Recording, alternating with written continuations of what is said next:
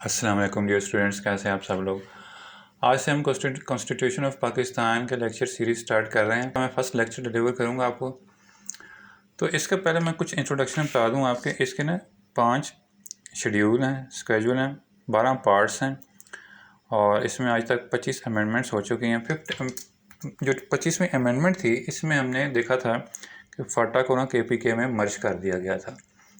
ठीक है, अब इसके 5 स्केड्यूल हैं, 12 पार्ट हैं और 25 अमेंडमेंट्स हो चुकी हैं इसमें। तो आज हम इसका फर्स्ट पार्ट देखेंगे। तो फर्स्ट पार्ट जो है ना, ये इंट्रोडक्टरी पार्ट है।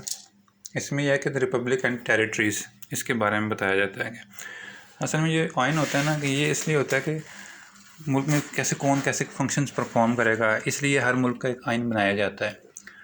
तो इसी तरह से पाकिस्तान का भी आइन है, पाकिस्तान है। तो इसका आर्टिकल 1 से लेके आर्टिकल 6 तक जो है ना, ये इसका इंट्रोडक्टरी पार्ट है। आगे से फिर फंडामेंटल राइट्स आ जाते हैं, वो हम नेक्स्ट लेक्चर में डिस्कस करेंगे। तो इसका जो है ना, अच्छा, इसका आर्टिकल 1 ये कहता है कि इसके 4 सूबे होंगे और इस्लामाबाद जो है ना, इसका कैपिटल होगा। ठीक है, 4 सूबों में बलूचिस्तान, खैबर पख्तूनख्वा, पंजाब एंड सिंध। और जब 25वीं अमेंडमेंट आई थी, तो आर्टिकल 1 को अमेंड करके फाटा को जो है ना, KPK में मर्ज कर दिया गया था। तो जब 25वें अमेंडमेंट को ना, 25वें अमेंडमेंट है ना, आर्टिकल 1 को जो है ना अमेंड किया था। ठीक है, तो ये आर्टिकल 1 जो है ना, ये बता रहा है कि टेरिटरीज़ उसकी हैं, बलूचिस्तान, खैबर, ये सूबे हैं इसके पाकिस्तान के। गिलगित बल्तिस्तान जो है ना, वो एडमिनिस्ट्रेटिव एरिया है, एडमिनिस्ट्रेटिव प्रोविंस है। ठीक है, उसको हम कह सकते हैं। उसके बाद जो है इस्लाम, सेकंड आर्टिकल 2 कह रहे जी कि इस्लाम टू बी स्टेट रिलीजन, जो हमारी स्टेट का रिलीजन होगा वो क्या होगा, इस्लाम। इस्लाम के नाम पे पाकिस्तान बना है। अब इसका जो 2A है, the objective resolution to form part of substantive provinces. अब पहले ये था 1956 और 1962 में ऑब्जेक्टिव रेजोल्यूशन जो था ना, वो प्रीएम्बल का हिस्सा था।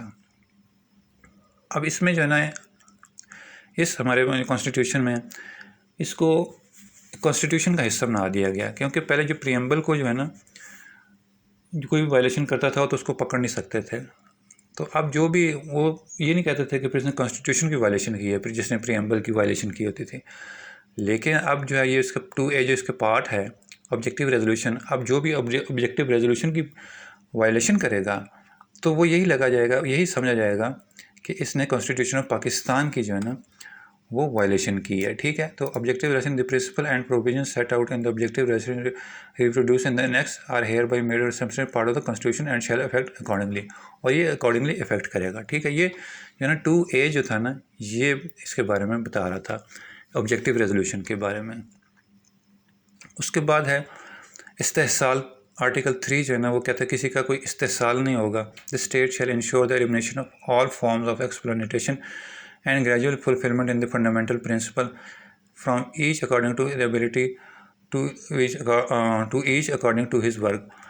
तो सब के साथ जो है ना, इक्वली जो है ना, वो बैलेंस करके किया जाएगा काम, और किसी को एक्सप्लॉइट नहीं किया जाएगा, किसी का इस्तेहसाल नहीं किया जाएगा। पाकिस्तान में सबको ये फंडामेंटल राइट्स जो है ना, वो दिए जाएंगे, फुलफिलमेंट की जाएगी फंडामेंटल प्रिंसिपल्स की।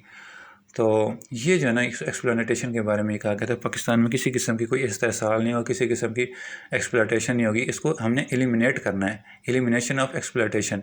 हमने पूरे पाकिस्तान से एक्सप्लॉइटेशन, इस्तेहसाल को जो है ना, एलिमिनेट कर देना हमने, ये हमारा काम है। ये मतलब ये आइन में ये कहा गया है आर्टिकल 3 के मुताबिक कि किसी का कोई इस्तेहसाल नहीं होगा, इस्तेहसाल ख़त्म करेंगे, हम ख़त्म करना चाहिए। तो मतलब ये है इसका आर्टिकल 3 जो है ना, ये कह रहा था। अब आर्टिकल 4 कहता है कि right of individuals to be dealt with accordance with law.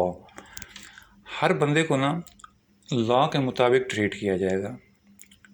ठीक है, to enjoy the protection of law and to be treated in accordance with law is the inalienable right of every citizen, whether he may be and every other person for the time being within Pakistan। अब आगे कहते हैं in particular no action detrimental to the life liberty body reputation और property of the any person shall be taken except in accordance with law.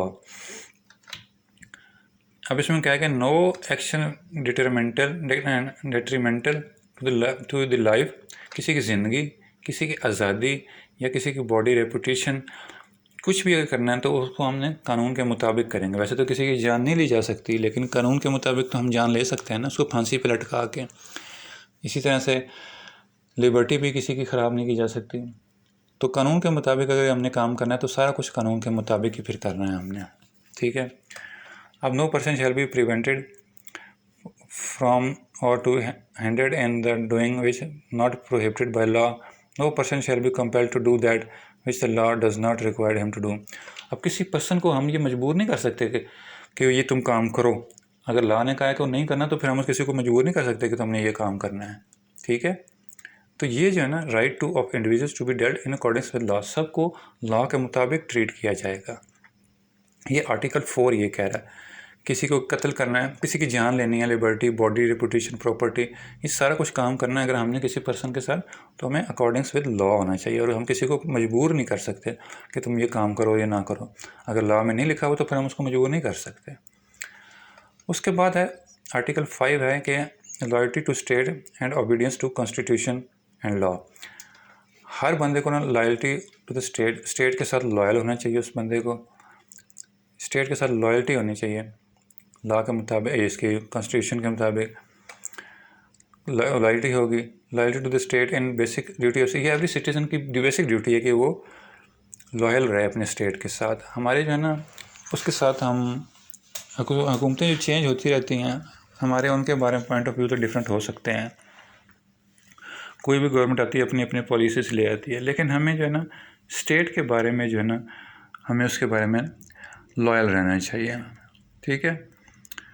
Obedience in the constitution and law is the obligation of every citizen wherever he may be and every other person for the time being within Pakistan.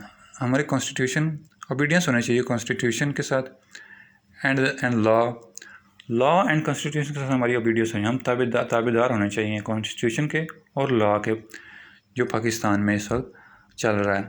Obligation of every citizen, ये हर citizen की एब्लिगेशन है कि वो constitution का भी और law का भी जो है ना वो ताबेदार हो और फर्माबरदारी से सारे काम करे, किसी लॉ को वायलेट ना करे और कोई लॉ ना तोड़े, किसी कानून को अपने हाथ में ना ले।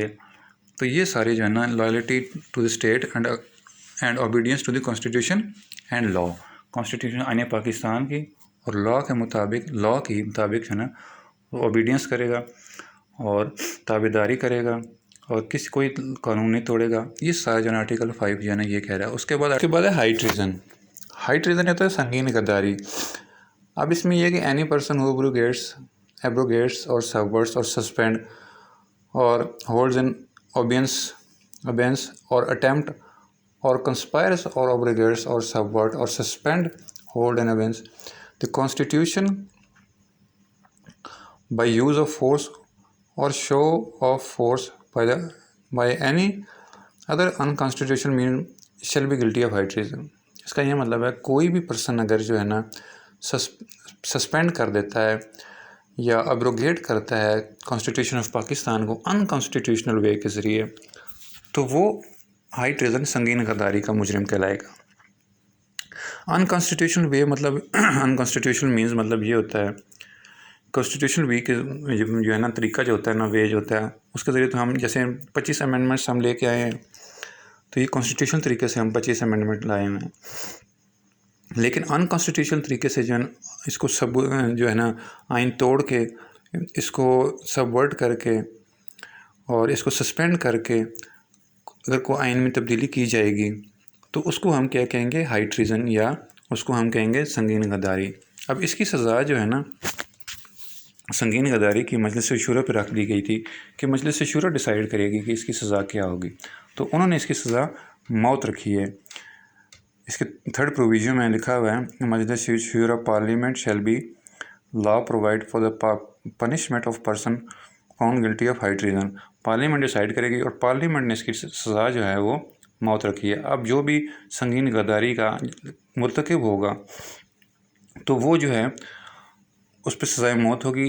हाई ट्रीज़न का आर्टिकल 6, जैसे आपने बहुत सुना होगा, इस पर ये आर्टिकल 6 लगा दो तो वो हाई ट्रीज़न है, संगीन गद्दारी है। तो क्योंकि संगीन गद्दारी की सज़ा मौत है, इसीलिए लोग ज़्यादातर इसको प्रेफर करते हैं।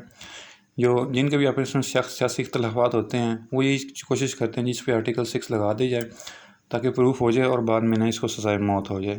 वो जिनकी ये तरीका होता है सारा। खैर हम उस बहस में नहीं पढ़ते, हम ये देखते हैं कि हाई ट्रीज़न जो है ना वो ये है कि कोई भी पर्सन, जैसे परवेज़ मुशर्रफ ने किया था, उसने एब्रोगेट कर दिया था, सबवर्ट कर दिया, सस्पेंड कर दिया था लॉ को, अनकॉन्स्टिट्यूशनल वे के ज़रिए किया था उसने।